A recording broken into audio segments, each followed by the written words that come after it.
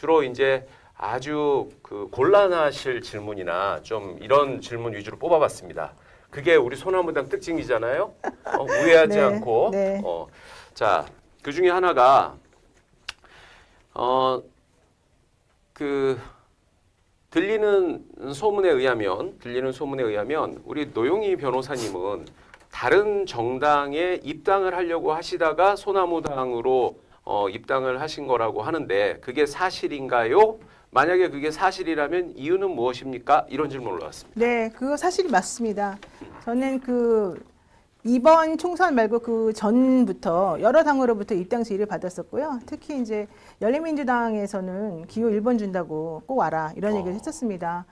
제가 그때 열린민주당에 들어가지 않았던 것은 뭐 민주당이 잘하고 있으니 굳이 열린민주당이라고 하는 제가 당적을 한 번도 가진 적이 없었는데 그 당에 들어가는 것이 막 무슨 필요가 있겠느냐, 저 말고 다른 분들이 많이 잘하겠지라고 생각해서 사실은 안 들어갔던 것이고, 제가 뭐 정치 이렇게 큰 뜻을 가지고 있지는 않았었습니다. 그래서 그때는 이제 제가 안 간다고 했었고, 이번에는 또 다시 이제 민주당에서도 연락이 오고 여기저기서 연락이 사실 왔습니다. 근데 그때까지만 해도 역시 마찬가지로 저는 제가 변호사로서의 일을 정확히 하면 되는 것이지 제가 뭐 굳이 당에까지 들어가서 활동할 필요가 있겠느냐, 오히려 그건 나에게 제한적으로 나의 좀 활동 범위를 줄일 수 있을 것이다, 좁히겠다 이런 생각 때문에 사실은 안 했고요. 두 번째로는 제가 과연 정치라고 하는 걸 잘 알 수 있겠느냐, 과연 정치가 뭔지도 제대로 공부해 본 적이 없는 노영이가 입만 살아가지고 나가서 한다는 게 무슨 의미가 있겠느냐, 이런 생각 때문에 좀 겸손한 마음으로 제가 사실은 거절을 했었습니다. 그런데 생각해보니까 참 겸손할 필요가 없더라고요. 왜냐하면 다른 분들 나보다 너무 못해. 내가 더 잘할 것 같아. 그래서 제 생각에 야, 이거 아니다, 내가 더 잘할 수 있으니까 한번 보여주자, 너무 답답하다, 이제 이런 생각을 가지고 있던 찰나에 조국혁신당이 출범을 했고요. 그다음에 당이 창당하면서 조국 전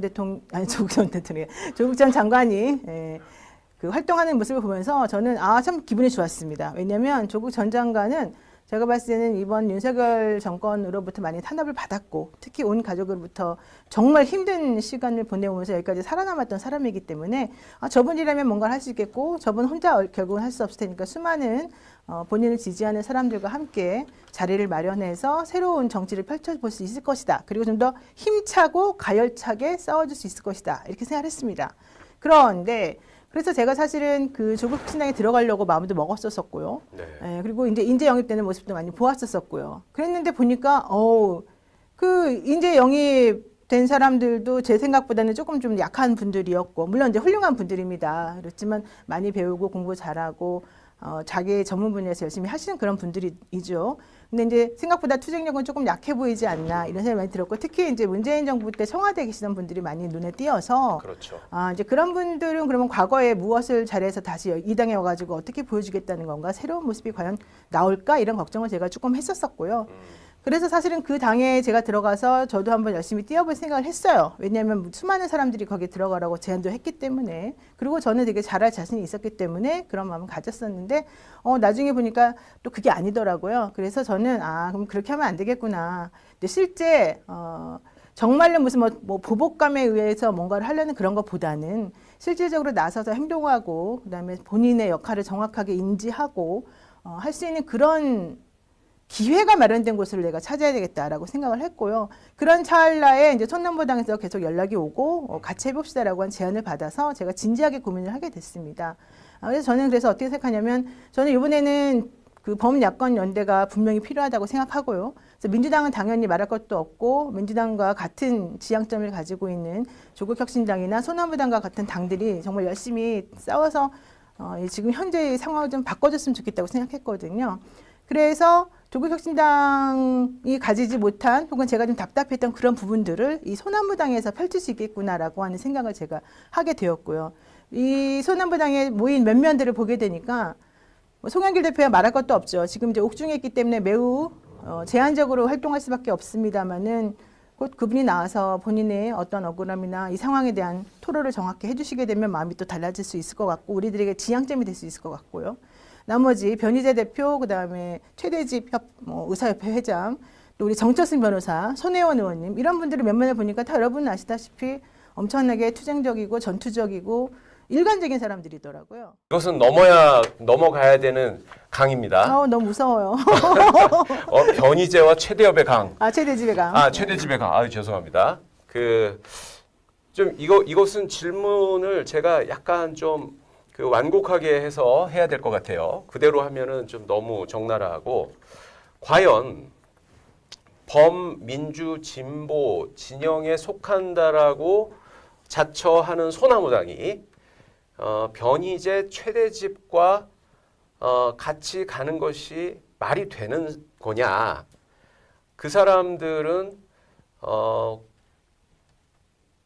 보수가 아니라 수구 내지는 극우로 알려져 있는데, 이것은 소나무당이 포용을 할 수 있는 선을 넘은 사람들인 것 같다. 거기에 대해서는 어떻게 생각하느냐? 뭐 이런 내용의 질문입니다. 네. 안 그래도 그 질문을 기다렸고요. 사실 저는 변희재 최대집 잘 모릅니다. 특히 최대집 씨는 정말 이름만 들어서 아는 분이고, 제가 우리 식구들 중에도 의사가 있고 제 주변에 의사 친구들이 되게 많아요. 제가 이과였기 때문에. 그런데 그들도 이 사람 꼴통이야, 이 사람하고 놀지 마, 이런 얘기들 저한테 많이 했고요. 또 최대집 협회장은 의사수 증언하겠다라고 지난 정부에서 했더니 막 이상한 퍼포먼스도 하고 상식적이지 않은 행동을 많이 했었습니다. 그래서 저는 저런 사람도 있구나. 이제 그러고 그냥 넘어갔어요. 굳이 그분에 대해서 알려고 하지도 않았고. 그 박치기 퍼포먼스가 유명한 몰랐었는데. 네. 그리고 변희재 씨는 제가 방송을 하면서 변희재 씨가 이번 정부 들어서 윤석열 대통령과 한동훈 비대위원장에 대해서 그 태블릿 PC 뭐 조작을 이제 주장하면서 이분들은 잘못된 사람들이니 나는 이쪽에서 나와서 싸우겠다라는 아주 명확한 명제를 가지고 우리들을 설득을 시키기 시작했고요. 그래서 제가 방송을 같이 하다 보니까 일주일에 한 번 정도씩 게스트로 나와가지고 이제 그분이 했거든요. 그러다 보니까 이 사람이 가지고 있는 논리라는 게 참 정확하구나라는 걸 깨달았어요. 그래서 좀 호감을 가지고 있었었는데, 다른 사람들이 그러는 거예요. 당신은 지금 변희재에게 속고 있다. 저 사람이 지금은 저렇게 모양을 보여도 예전에는 얼마나 꼴통이었는지 네가 아느냐, 이러면서 옛날에 했던 발언이라던가 아니면은 퍼포먼스라던가 그들이 뭐 민주주의나 민주당을 얼마나 욕보였는지라든가 또 현재는 이재명 대표를 맨날 욕하고 다닌다라든가 이런 얘기를 합니다. 그래서 제가 진짜 살펴봤는데 보다 보니까 진짜 심한 말들도 많이 했고, 특히 세월호 관련해 가지고는 정말 제가 이해할 수 없는 행동들을 많이 했더라고요. 그래서 제가 이제 그런 것들에 대해서 진지하게 논의를 했습니다. 도대체 당신들은 정확하게 그 당시에 이런 상황이 어떻게 생각길래 이렇게 하고 있느냐, 이제 그렇게 물어봤고, 본인들 얘기는 그겁니다. 우리들은 지금 이제 바뀌었다, 조금 이쪽 방향으로 이제 좀 같이 진보당이든 누구든 같이 연대해서 윤석열 대통령을 퇴진시키는 쪽으로 좀 하는 것이 난 맞다고 생각했기 때문에 너네들하고 같이 스탠스를 취하고 있는 것이고, 실제 나의 목표는 윤석열 정권 퇴진에 있기 때문에 그것만 정확히 달성이 되면 나는 모든 것에서 다 손을 떼고 정리를 할 것이다. 근데 우리만 가지고는 안 되고 나와 같은 생각을 가지고 있는 사람들이 아직은 미약하기 때문에 다 같이 연대하면 된다고 생각을 한다. 그러니까 같이 연대를 해가지고 이 상황을 조금 타파해보자, 이제 이런 얘기를 하더라고요. 그리고 다른 분들도 변희재 최대집이라고 하는 사람이 가지고 있는 이제 중도 보수 세력이나 보수 생각들, 이런 것들도 우리는 사실 저는 진보나 뭐 보수나 이게 꽉 명확히 구분된다고 생각하지는 않습니다. 대한민국이 뭐 그렇게 넓다고 막 스펙트럼이 막 다양하고 이럴 것 같지는 않지만, 그럼에도 불구하고 막 맨날 배타적으로 가르잖아요. 근데 이제 그렇게 가르는 것에 비해서는 생각보다 융화할 부분이 많이 있다고 저는 생각을 했고, 특히 이제 그런 와중에 이 한 가지 목표를 가지고 단기적으로 뛴다면은 사실 저는 이분들하고 손을 잡는 것도 매우 좋다고 생각하고요. 이분들은 일관적이게 다른 사람들과 다르게 용기 있게 일관적이게 행동을 나서서 움직이는 그런 사람들이었더라고요. 물론 지난번까지는 성공을 못했습니다. 그분들이 맨날 나가가지고 뭐 안진걸 소장이나 임세은이나 또 민주당 송영길 대표랑 같이 손잡고 뛰면서 맨날 나는 퇴진운동 한다고 그러고 집회하고 하는 걸 많이 봤는데, 현실적으로 아무것도 안 됐잖아요. 그러니까 이 사람 못 믿겠네 이런 생각 할 수 있겠지만, 그래도 그 힘들고 안 되는데 결과도 안 나오는데도 불구하고 어쨌든 간에 그 일을 계속해서 간다는 것 자체만으로도 저는 의미가 있다고 생각해서, 민주주의를 지향하고 민주당을 지지한다는 쫄보들이 차라리 이런 사람들을 좀 본받는 게 어떻겠냐 생각을 했고요. 그래서 그런 의미에서 이 당이 가지고 있는 다양한 스펙트럼을 저는 존중을 하기로 했습니다. 여러분들께서 만약에 이 당 말고 다른 당이 더 잘한다고 생각하고 그 당에 있는 구성원들이 더 좋으면 그 당을 지지하시면 되고요. 그렇지 않고 이 당이 가지고 있는 특성은 이런 특성이기 때문에 이 특성을 이해하고 난 너에게 한번 힘을 실어주겠다 생각이 드시면 해주시면 됩니다. 여러분들 다른 걸 보지 마시고요. 저를 보시고 정철승 변호사를 보시고 이분은 독립투사의 아들이고 손자고 그러지 않습니까? 예, 이런 분들이 모여있고 이 당에는 중도도 있고 보수도 있고 진보도 있고 뭐 극우도 있고 극자도 있고 다 섞여 있다. 다만 이 모든 사람들이 가지고 있는 하나의 목표는 윤석열 정권의 잘못된 행동을 심판하고 퇴진시키는 것이다. 여기에 이 명제에 동의를 하신다면 이번 총선에서 일단 무조건 도와주세요. 저희가 신생정당이고 여조도 한 번도 안 나왔고 대표도 지금 교도소에 들어가 있어요. 구치소에.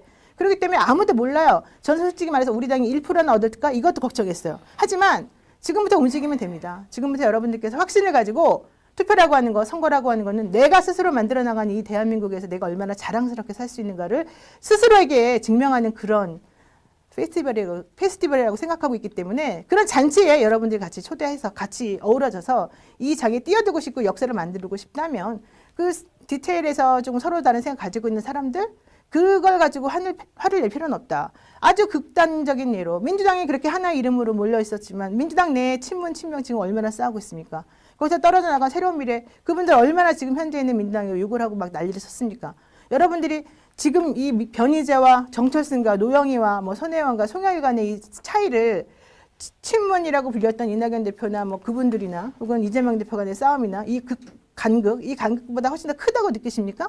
저는 아니라고 생각해요. 그래서 지금 우리가 바라봐야 될 거는 과거의 행적 그런 것들 뭐 이게 아닙니다. 우리는 이 당은 누구에게나 열려있는 당으로서 누구의 마음이 어떤 마음인지 정확히 그냥 서로 상호 존중하면서 한 가지 목표를 향해서 나아가는 프로젝트 정당이다라고 생각하시고 여러분들께서 저희를 믿고 노영희를 믿고 정철승을 믿고 송영길을 믿고 손혜원을 믿고 여러분들께서 힘있고 몰아주세요. 근데 가장 핵심은 3%입니다. 3%의 벽을 넘지 못하면 우리는 끝장이고. 스픽스는 말하는 언론입니다. 대세는 유튜브, 그중에서 스픽스. 좋아요, 댓글, 구독, 알림 설정. 여러분이 저희를 사랑해 주시고 우리가 여러분을 사랑하는 4가지 방법입니다.